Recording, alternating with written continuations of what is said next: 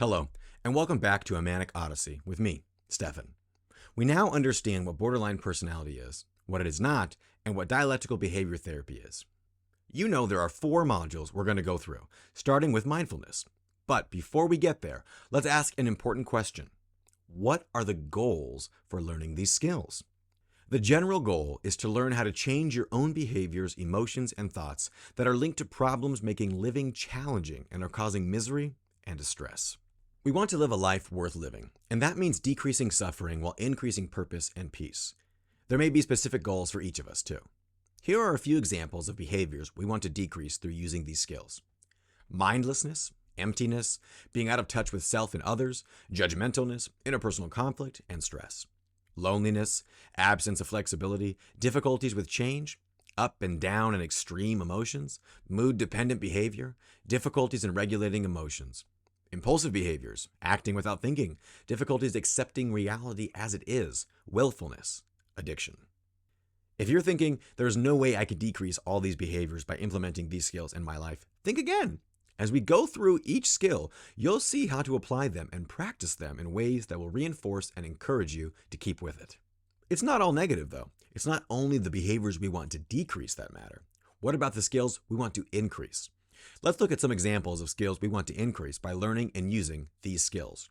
We're going to increase our mindfulness skills, our interpersonal effectiveness skills, our emotion regulation skills, and our distress tolerance skills. There is a great big wide world outside of your present misery, and I hope with these skills you can begin to learn how to live with purpose, meaning, and hope. Take a few minutes, pause this video, and write down some personal goals for yourself. What are some behaviors in your life that are causing you distress and misery you'd like to decrease? When you finish with those, write down skills you want to increase, areas in your life you'd like to see growth in. When you finish making your lists, look over them again. Really let them sink in and visualize where you're headed. It will be helpful to keep coming back to these goals as you go through and learn the skills. As you no doubt already know, life is full of problems.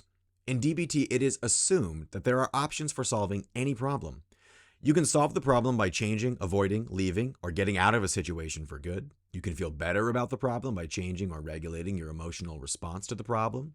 You could tolerate the problem by accepting and tolerating both the problem and your emotional response to the problem. And lastly, you can stay miserable or possibly make it worse. But how do these relate to the skills? Well, let's look.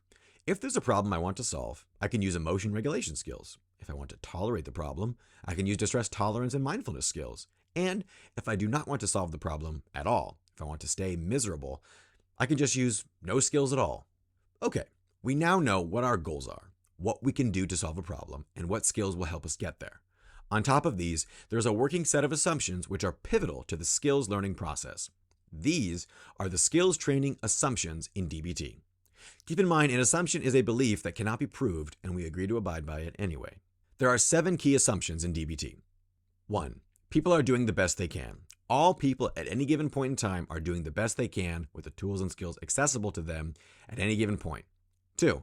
People want to improve. The common characteristic of all people is that they want to improve their lives and be happy. 3. People need to do better, try harder, and be more motivated. The fact that people are doing the best they can and want to do even better does not mean that these things are enough to solve the problem. But trying harder and being more motivated may not be needed if progress is steady and at a realistic rate of improvement. 4. We may not have caused all of our own problems, but we have to solve them anyway. 5. People have to change their own behavioral responses and alter their environment for their life to change. Parents and caregivers must assist children in this task. 6. New behavior has to be learned in all relevant contexts. New behavioral skills have to be practiced in the situations where the skills are needed, not just in the situation where the skills are first learned. And 7. All behaviors, actions, thoughts, emotions are caused. There is always a cause or a set of causes for our actions, thoughts, and emotions, even if we do not know what the causes are. And finally, figuring out and changing the causes of behavior work better than judging and blaming. Judging and blaming are easier, but if we want to create change in the world, we have to change the chain of events that cause unwanted behaviors and events. Now, keeping all of this top of mind, we're going to look at what's called the biosocial theory. This is a theory that works to answer the question, why do I have so much trouble controlling my emotions and my actions? Let's take a look. Sometimes emotional vulnerability is biological. It's simply how some of us are born. Many of us are more sensitive to emotional stimuli. We often can detect subtle emotional information in the environment that others don't even notice. We experience our emotions way more often than others, and our emotions seem to hit for no reason. They seem to be completely out of the blue. Not only that, we have more intense emotions too. Our emotions hit like a grand piano falling onto us like a cartoon anvil. On top of that, our emotions are long-lasting. It's not a quick spurt. They can linger and be very hard to shake. Impulsivity also has a biological basis. Regulating action is harder for some than it is for others.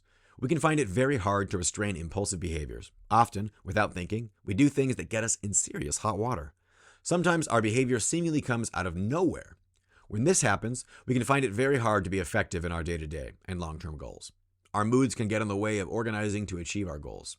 Without help, we often cannot control our behaviors linked to our moods. With all of this, an invalidating social environment can make it very hard to regulate our emotions. Sometimes, our environment tells us our emotions are invalid, weird, wrong, or bad. It will often ignore our emotional reactions and does nothing to help us. The environment may say things like, "Don't be such a baby," "Quit your blubbering," or "Quit being such a chicken and just solve the problem," or "Normal people don't get this frustrated." It's very important to remember people who are invalidating us are often doing the best they can. They may not know how to validate or how important it is to validate, or they may be afraid that if they validate our emotions, we will get more emotional, not less. People who invalidate us may be under high stress or time pressure, or they may have too few resources themselves. Finally, there may be just a poor fit between you and your social environment. You may be a tulip in a rose garden. All of these are substantial obstacles to reach a level of self-regulation which leads to a life worth living. This is why an ineffective social environment is a big problem when you want to learn to regulate emotions and actions. Our environment may reinforce out of control emotions and actions. If people give in when we get out of control, it will be hard for us to get in control. If others command us to change but don't coach us on how to do so, it will be hard to keep trying to change. Putting all of this together, it's important to remember it's the transaction that counts between the person and the social environment. Biology and the social environment influence us. The person reciprocates and influences their social environment. The social environment then reciprocates and influences the person, and so on and on. At last, let's put this all together and end this episode with a skill we will come back to time and time again. Grab a piece of paper, make a box with 4 squares, and write on the top left box at the top practicing skills, and on the box next to it, not practicing skills. Do the same thing for the bottom 2 boxes. Then on the left-hand side, for the top box, write pros, and on the bottom box, write cons. Now, on your own, before we officially dive into the first module, with everything you're feeling up to this point, write down your own pros and cons to practicing these skills. This is all about you and your goals and your life. What are the pros about seeking out skills to help you feel better about yourself and life? What are the cons? What are the pros to practicing these skills, to practicing them daily in your life? What are the cons? When you finish, take a second and be proud of yourself. Admitting we need help is no easy task. Admitting we're not living the life we want to be living can be even tougher. My goal remains the same, to help you live a life worth living by using the skills accessible to us all provided by dialectical behavior therapy. Thanks for watching, and I'll see you next time with the start of our Mindfulness Module on a Manic Odyssey. Take care.